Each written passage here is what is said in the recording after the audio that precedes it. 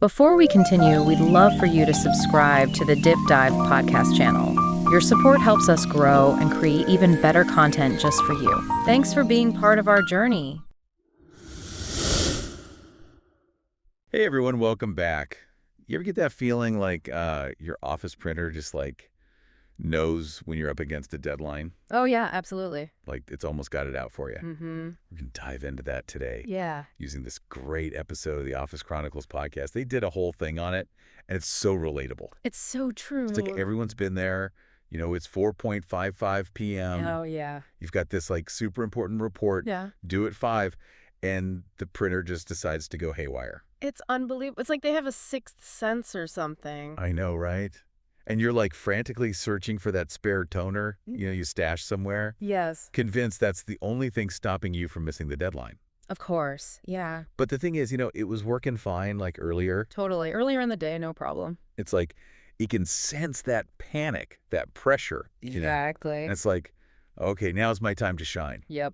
It's the worst. I even remember, I think it was on that Office Chronicles episode, the host was talking about Googling how to exercise a printer. Oh my gosh. Which I've totally been there. Have you ever done that? I haven't Googled it specifically, but Yeah. I've definitely yelled at it a couple times. Oh yeah, for sure. Come on. What are you doing? Why now? Exactly. But why do we do that though? Why do we always blame the printer? It's got some personal vendetta. I think it's just human nature, Mm-hmm. When we're stressed, our brains kind of go into that fight or flight mode. Okay. And we start making mistakes, overlooking simple solutions. And Right.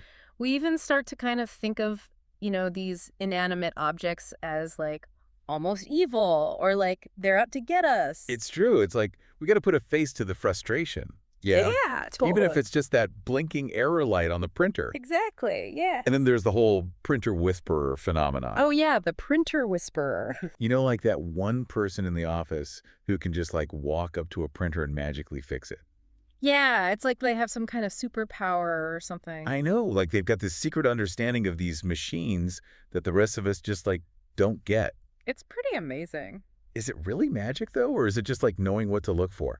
I think it's more about expertise, you know?